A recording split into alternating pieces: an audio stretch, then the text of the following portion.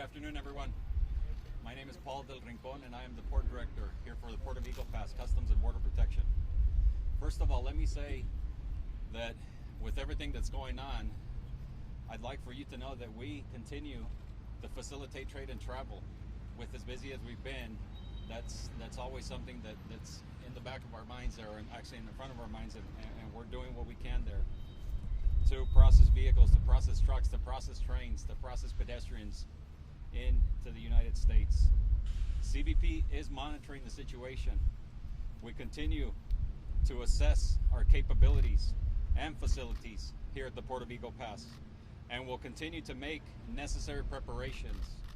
These include participating in operational readiness exercises and the mobilization of resources as needed to ensure the facilitation of trade and travel. CBP here in Eagle Pass is well prepared. We're working with interagency partners to implement effective operational plans to ensure border security. We're also working with our Government of Mexico partners to ensure the same.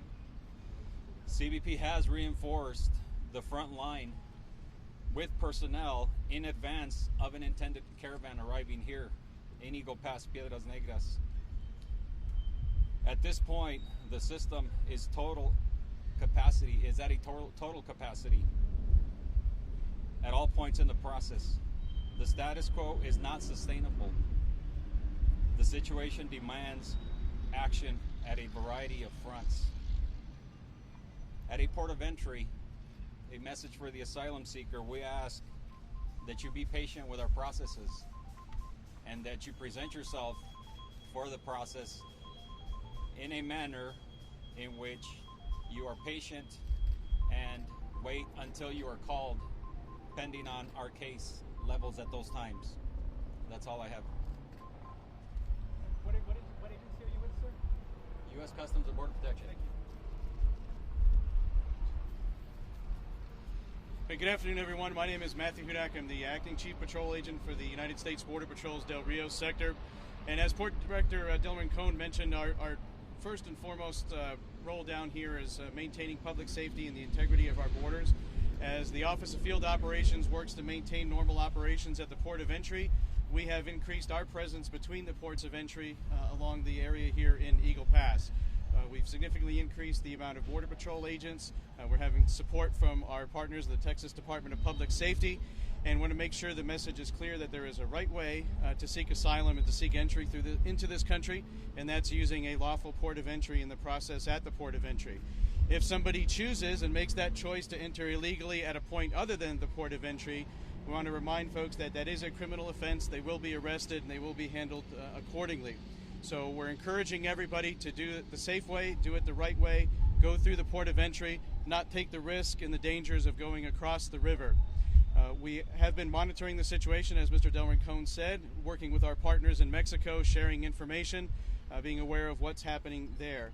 We've made the adjustments that we need to on this side to be prepared, and our focus remains maintaining the operations as normal as possible, but also being mindful that our role is to maintain the safety of our officers, agents, the public, and the migrants that we may encounter. So those are our responsibilities. Our intent is to make sure that the area, the environment here remains lawful, remains safe. If at the point that the officers, agents, the public, or the migrants are in danger, then we will respond to that accordingly. So again, thank you very much for your time. Good afternoon. My name is Ramsey English Cantu, Mayor for the City of Eagle Pass.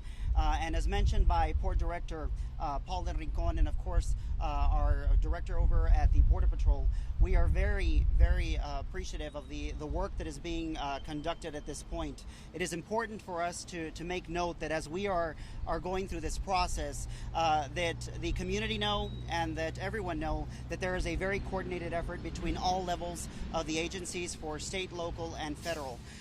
This is something that is key for us. This has been key for our community. We know that we will continue with these efforts. This is a long process, and as mentioned by the individuals, of course, that have spoken before me, this is a process in which these individuals who have approached our sister city of Piedras Negras need to assure that there is an order of following, that we need to assure that there is a process that is followed for our federal government, and it is very clear to us that we have been sending that message, of course, to them, working together with our sister city of Piedras Negras and the state of Coahuila in order to assure that those messages are sent and to maintain order with this crowd. It is something that is important to us, and we're going to continue working on that. I do want to emphasize, of course, my thanks and the thanks, of course, on behalf of the citizens of Eagle Pass for the work that is being done by our federal agencies and our state agencies, specifically, of course, thanking the governor's office for assuring that the Texas Department of Public Safety is present in order to assure that order within our community as well. As we are not seeing any particular issues at this point within the city limits, this, of course, is something that is just a very heavy presence of law enforcement that is all working together to assure the efforts that are ongoing with this operation. So with that being said, I want to thank you all for being here and for helping us continue with this message. One thing that is important to make note as we continue to move forward with this is that there is a need for a more aggressive immigration reform system to be put into place. These are the efforts that need to be done in order for us to assure that our nation is protected, and that obviously that these types of situations do not happen to communities such as ours or any community that is alongside the border. So with that, those are, of course, my comments, and once again, I just thank you all for taking part here today. Mr. Del Rincon, would you be able to say something in Spanish for the Spanish language? Sure. Here now?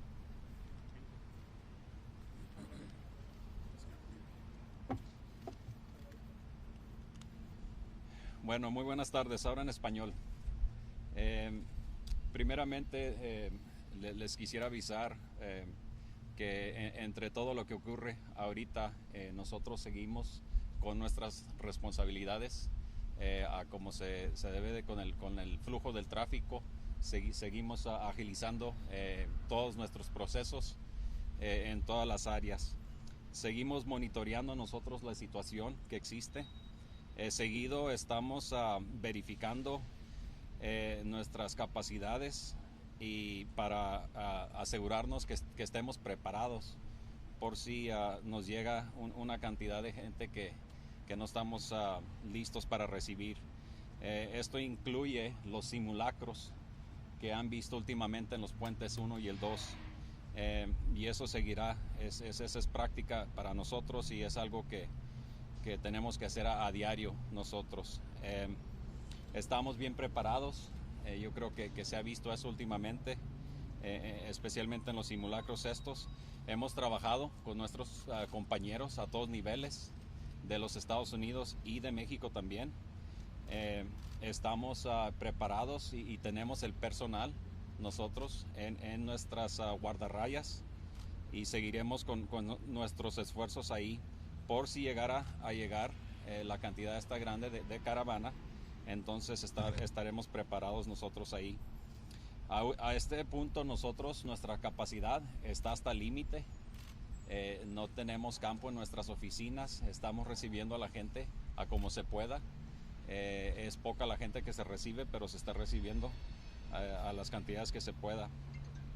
Hasta este punto lo que nos pide la situación esta es muy diferente en muchas diferentes áreas de nuestros puertos, pero seguimos nosotros, como les digo, monitoreando todo para estar preparados por si llegan estas cantidades de personas grandes. Oficial del Rincón, ¿podría usted decirnos que están ustedes preparando en caso de que un grupo de 100 o 200 personas traten de cruzar el río de manera legal?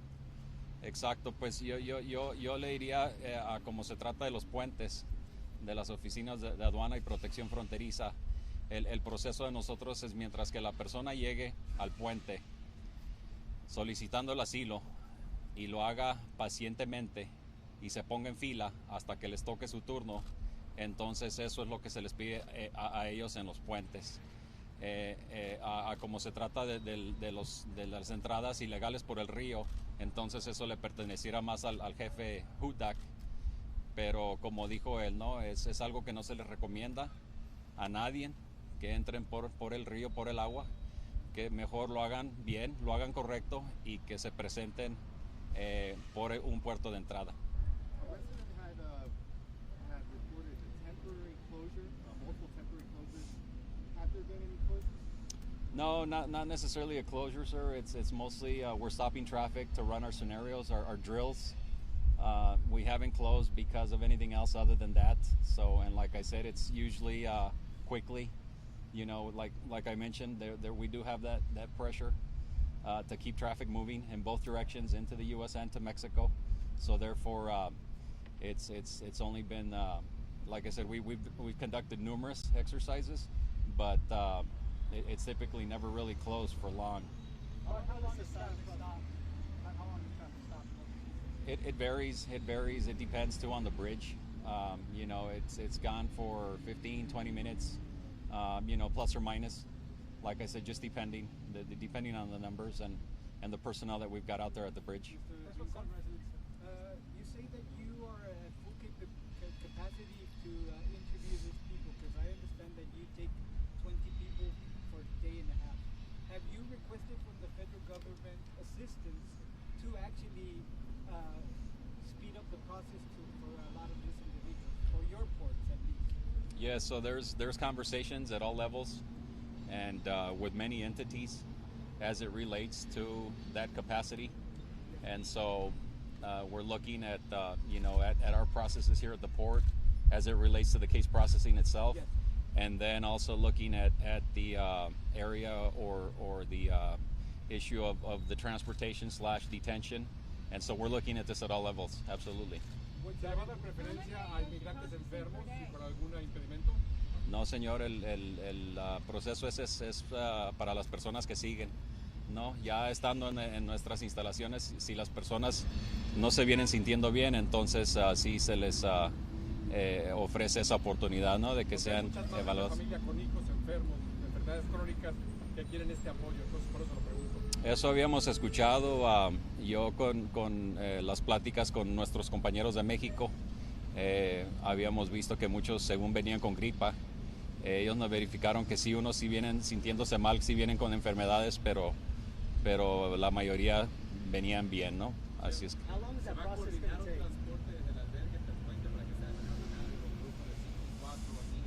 No estoy seguro cómo se está trabajando eso del lado mexicano. How long is that process going to take, and how many people do you plan to do that a day? Which process are you talking about? The asylum process, people that are in that facility are going to be...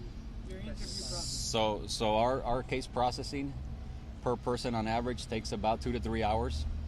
So on average per day we're processing about 16 to 20 cases plus or minus, and as soon as they can get either placed in a van or a bus of some sorts, then off to the detention center they go, and then we go to the mid-bridge and get the next 16 that are in line. And we maintain ourselves at those capacities. When is that going to start? That's been ongoing. It's been ongoing. We've been going at this since June that way. Are they all asylum cases, or are they claiming different things? It's all asylum. Yep. Wouldn't it be prudent for the federal government to send you more assistance in that process? So we have Instead of sending more reinforcements? we have a lot of assistance right now. So yeah, so I'm pretty comfortable with what we've got. ¿Los que llegaron en la caravana ya están en la lista de espera? Ya hemos recibido nosotros de esas personas. ¿Ya? Sí, exactamente cómo llegaron ahí, pues no estoy seguro, pero sí. Sí, ya hemos visto. No sé si llegaron de seguro a las naves o llegaron a la ciudad, pero sí ya hemos recibido a personas. A lo menos ellos indicaron que sí eran parte de la caravana. No pudiera decir yo de seguro. Can you tell us what happens during some of these exercises? I mean, we've seen police or other law enforcement in riot gear. I know you don't want to say everything that's happening, but can you tell us what's being done during these scenarios or demonstrations? Sure. So mostly it's like I said, it's practice, right? So it's a matter of ensuring that our personnel from with a very quick notification to actually suit up, grab all their gear, and in a very organized manner march out to the middle of the bridge and practice their drills, right? So that there's movement drills. They typically march in a manner where they take up maybe a lane of traffic, but once they get to that set point, then they're having to spread apart, and they're having to communicate to each other, and basically get in place, and then at some point in a very organized manner then get out from where they entered. Are you prepared for potential? In El Paso, they had a situation where there were a whole bunch of people being put on buses. How are you doing this differently here so you don't become a situation where there's just people hanging out? So I don't understand your question. Which people? They were giving court dates and they were taking out to the caravan, buses. Uh-huh. How are you doing it differently? Yeah, so that's our CBP part at the port of entry is to process them, and then at that point ICRO then takes custody of them, and then they're the one that take them further. So I really couldn't speak to the processes there versus the ones here. If an individual from Honduras crosses the border illegally over here, are they going to be sent back right away? What's going to happen? So I'm going to defer to Mr. Hudak on that one. Thanks, sir. So to answer the question, anybody that makes that illegal entry into the United States crossing the Rio Grande here in Eagle Pass, they will be arrested, they will be detained. The actual process of how their case works out is going to be uniquely determined by that case. It could be a criminal prosecution where we take them to federal court and prosecute them, or it could be a removal process through the immigration side. That's standard procedure, right? That is standard procedure, correct. And nothing is changing in terms of immigration law or how asylum seekers legal entrance into the country, how it's processed. Correct. The asylum laws, the immigration process, all of that is the same here that you have seen in other places.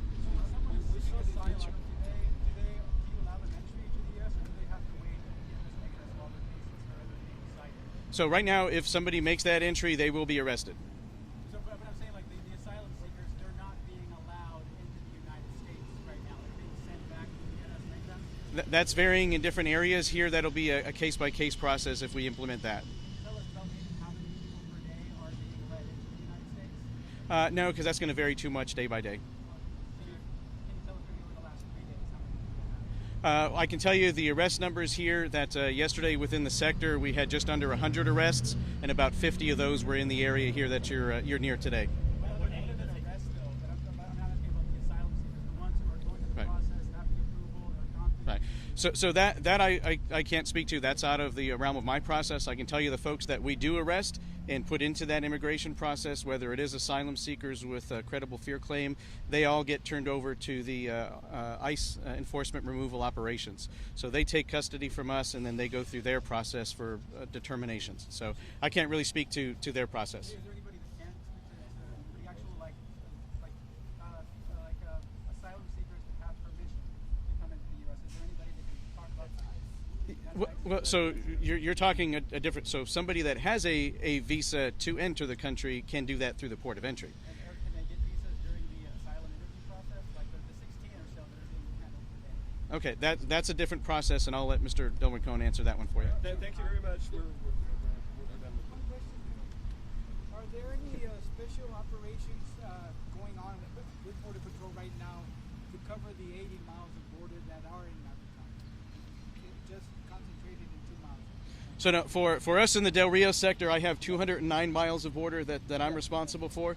So we're conducting operations throughout that area constantly. This is an area where we've obviously surged some additional resources into. I mentioned our partners with the Department of Public Safety, the troopers. I think you've all seen that very visible presence from all of us. So that's obviously going on here, but our operations still remain ongoing in other places as well. Thank you. Thank you. Thank you very much. Thank you. Last one.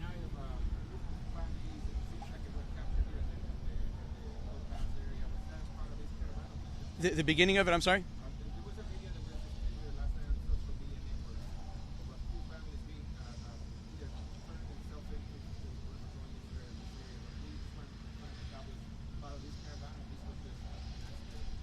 Not seeing exactly the video that you're talking about. We did make arrests here in this area last night. About overnight, that was probably about 35. And there were some there that claimed to be part of the caravan, but the majority of them said they were not.